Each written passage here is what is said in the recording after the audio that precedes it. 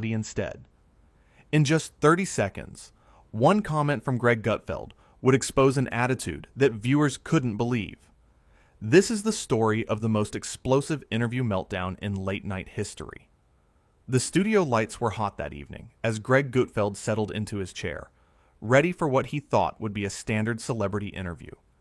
His producers had been buzzing about this booking for weeks. Meghan Markle, the Duchess of Sussex, was scheduled to appear on his show.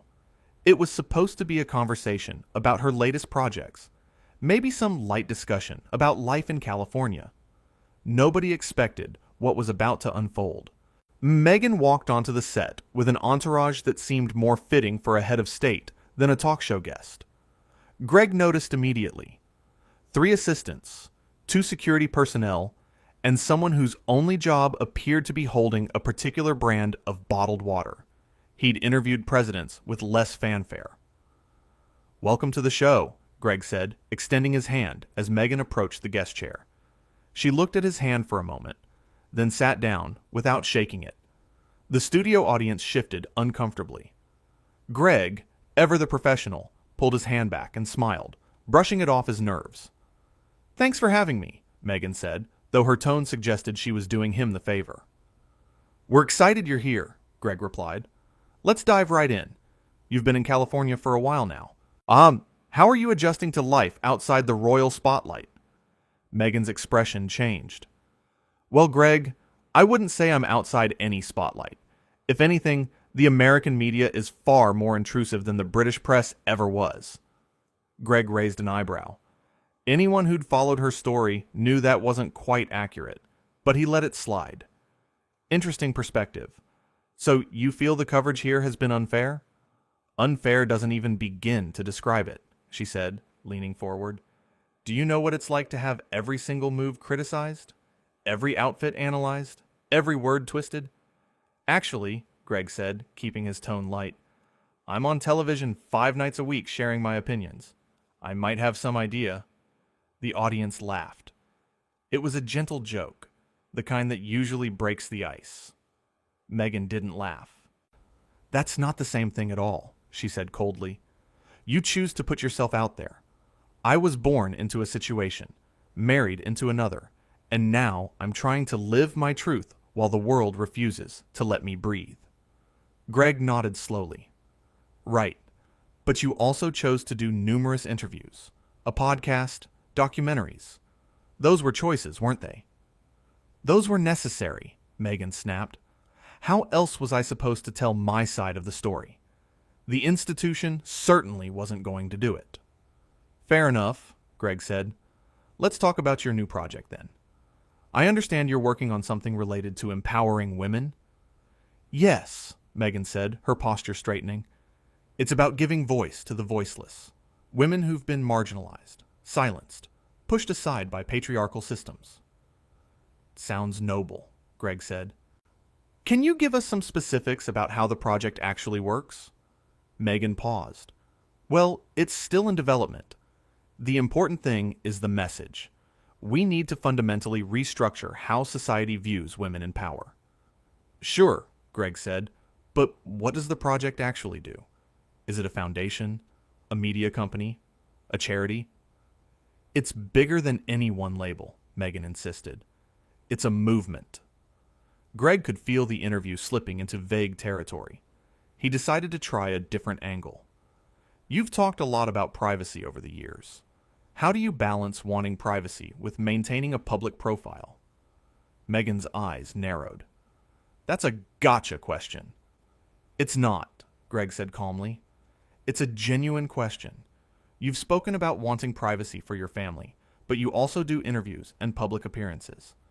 I'm just trying to understand how you navigate that." "What you call public appearances, I call using my platform for good," Meghan said. "There's a difference between seeking attention and using the attention you have responsibly." "Okay," Greg said. "So, when you did the interview where you discussed private conversations with family members, that was using your platform responsibly?" The audience went silent. Meghan's face hardened. "Those were my experiences," she said. "I had every right to share them." Absolutely, Greg agreed. I'm not disputing your right. I'm asking about the choice, because you've also said you value privacy.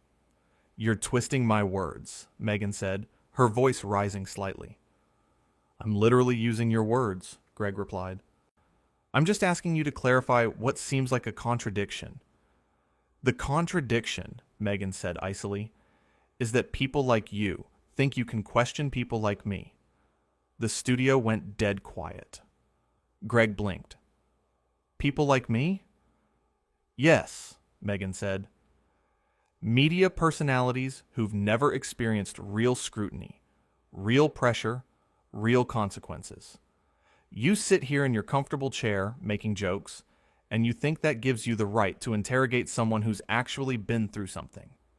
Greg's demeanor shifted. The playful host was gone. Meghan, I've been in media for decades. I've been criticized, threatened, and attacked more times than I can count. My family has been dragged into controversies because of my work. So I do actually know something about pressure. It's not the same, she insisted. You keep saying that, Greg said, but you don't get to decide whose struggles are valid. Everyone has their own challenges.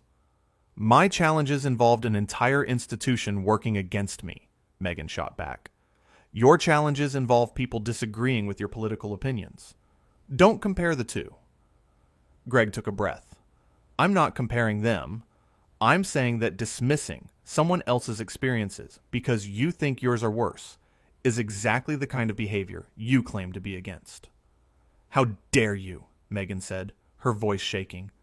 You have no idea what I've been through. You're right, Greg said. I don't. Because I'm not you, just like you're not me. That's why we have conversations, to understand each other. But you walked in here with an attitude that suggests you're above being asked basic questions. Basic questions? Meghan repeated. You've been attacking me since I sat down. I've been asking you to explain your positions, Greg corrected. That's literally what interviews are. Meghan stood up abruptly. I don't have to sit here and be disrespected. Disrespected? Greg remained seated, his voice calm. What have I said that was disrespectful? Your entire tone, Meghan said. The way you're looking at me. The implications in your questions. I'm looking at you the same way I look at every guest, Greg said. And my questions have been straightforward. If you're uncomfortable answering them, that's different from being disrespected. You know what your problem is? Meghan said, pointing at him. You can't handle a strong woman who doesn't bow down to your authority. Greg actually laughed at that. Meghan, I've interviewed some of the most powerful women in the world. Supreme Court justices, CEOs, military leaders. Not one of them has ever suggested that asking questions was about not handling strong women. They understood that being strong means being able to defend your positions. I don't need to defend anything to you, Meghan said.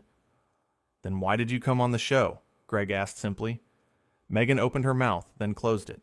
She looked around at her team standing off camera. This is ridiculous. I was told this would be a respectful conversation. It has been respectful, Greg said.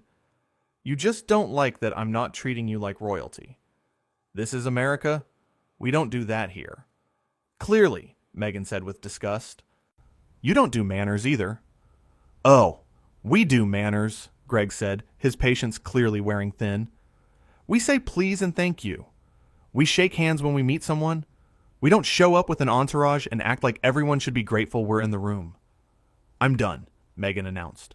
She started removing her microphone. We still have 12 minutes left, Greg noted. Not anymore, Meghan said.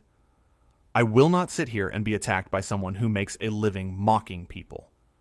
I make a living offering commentary and having conversations, Greg said, and I've been nothing but professional. You're the one who walked in acting entitled and got upset when you weren't treated like you're special. Meghan's face went red. Special?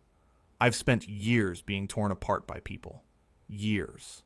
And I come here trying to have a meaningful dialogue, and you ambush me with hostile questions. Name one hostile question, Greg challenged. Just one. All of them, Meghan shouted. The audience was riveted. This was unlike anything they'd ever seen. I asked you about your project, Greg said, counting on his fingers. I asked about your views on privacy. I asked how you balance public and private life. Which of those was hostile? The way you asked them, Meghan insisted. So it's not what I asked. It's that I asked it all, Greg said. Because you expected to come here, say whatever you wanted, and have me nod along like everyone else does. Everyone else? Meghan's voice went up another octave. Everyone else tears me down. You're all the same. You all want to see me fail. I don't want to see you fail, Greg said quietly. I don't even know you well enough to want anything regarding you. I just wanted to have a conversation. A real one, not a puff piece. A real conversation involves respect, Meghan said. It also involves honesty, Greg replied. And honestly, you've been condescending since you walked out here. You wouldn't shake my hand. You dismissed my experiences. You accused me of attacking you when I asked normal questions. And now you're throwing a fit because you're not being worshipped. That's it, Meghan said. She threw her microphone down on the chair. I'm leaving. Your choice, Greg said. But you're proving every criticism people have about you. That you can't handle disagreement. That you expect special treatment. That you play the victim when things don't go your way. Meghan spun around. You don't get to say that to me. I just did, Greg said, because this is my show. You're a guest, and guests don't get to dictate terms. Unbelievable, Meghan muttered. She looked at her team. We're going. Now. One of her assistants rushed forward with a jacket. Meghan snatched it and started walking toward the exit. Just so you know, Greg called after her, walking out doesn't make you look strong. It makes you look like you can't defend your positions. Meghan stopped. For a moment, it seemed like she might turn around. The entire studio held its breath. Then, she kept walking. And there she goes, Greg said to the camera. America. That was Meghan Markle, who apparently believes that being asked questions is the same as being attacked. We'll be right back after this break. Assuming I'm allowed to ask our next guest anything. The audience erupted in applause. Not polite applause. Real, genuine appreciation for what they just witnessed. As the commercial break began, Greg sat back in his chair and shook his head. His producer rushed over. That was insane, the producer said. That was telling, Greg replied. She couldn't handle 5 minutes of basic questions. Do you think she'll retaliate? The producer asked. Probably, Greg said. But what's she going to say? That I asked her about her projects and her public statements? That I didn't treat her like she's above questioning? Back in the green room, Meghan was reportedly yelling at her team about why they'd booked her on the show in the first place. Staff members could hear her from down the hall, insisting that she'd been ambushed and set up. But the tape would tell a different story. When viewers watched the interview later, they'd see exactly what happened. A host trying to have a substantive conversation. A guest who expected softballs and reverence. And a meltdown when reality didn't match expectations. Greg returned from commercial break with his usual energy.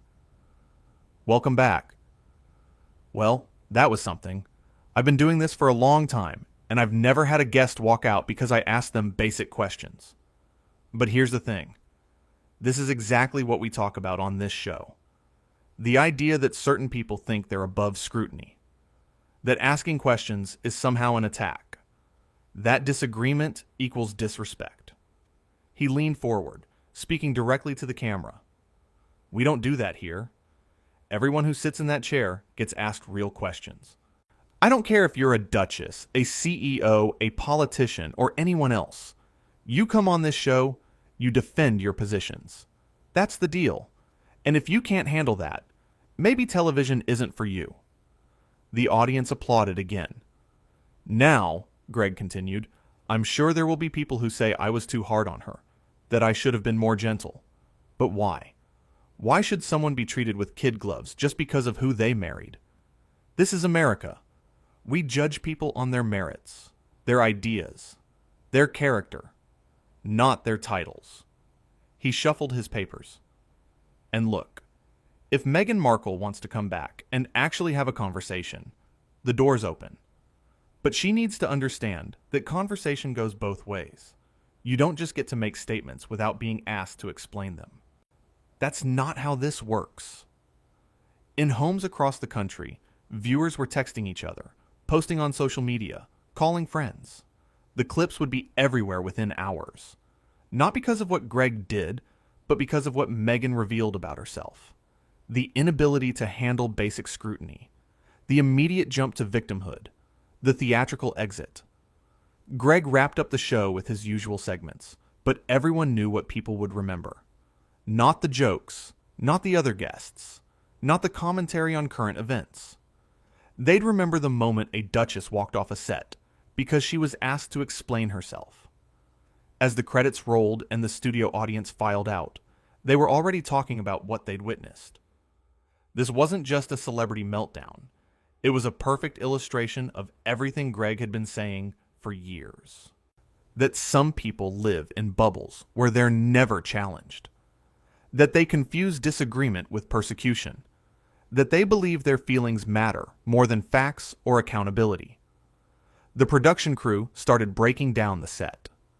Greg stood up, stretched, and headed to his dressing room. His phone was already blowing up with messages from colleagues and friends who'd watched the interview. One text made him smile. It was from a fellow host. Did that really just happen? Greg typed back, "Yep. Sometimes people tell you exactly who they are. You just have to give them the opportunity." And that's exactly what had happened. In less than 20 minutes, Meghan Markle had shown a national television audience that she expected deference, not dialogue. That she wanted a platform, not a conversation. That she believed her status entitled her to special treatment. Greg had simply refused to play along. He'd done what he always did. Asked questions, pushed back on inconsistencies, and treated his guest like any other person. The fact that this was seen as controversial said more about society's expectations than it did about his approach. The story would dominate news cycles for days. People would debate who was right, who was wrong, whether Greg had been too tough or whether Meghan had been too sensitive. But the tape didn't lie. Anyone who watched could see exactly what happened. A host did his job. A guest couldn't handle it.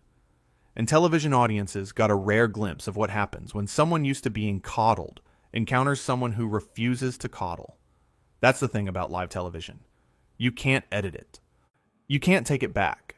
You can't control the narrative after the fact. What happens, happens. And what happened that night was a masterclass in how entitlement reacts to accountability.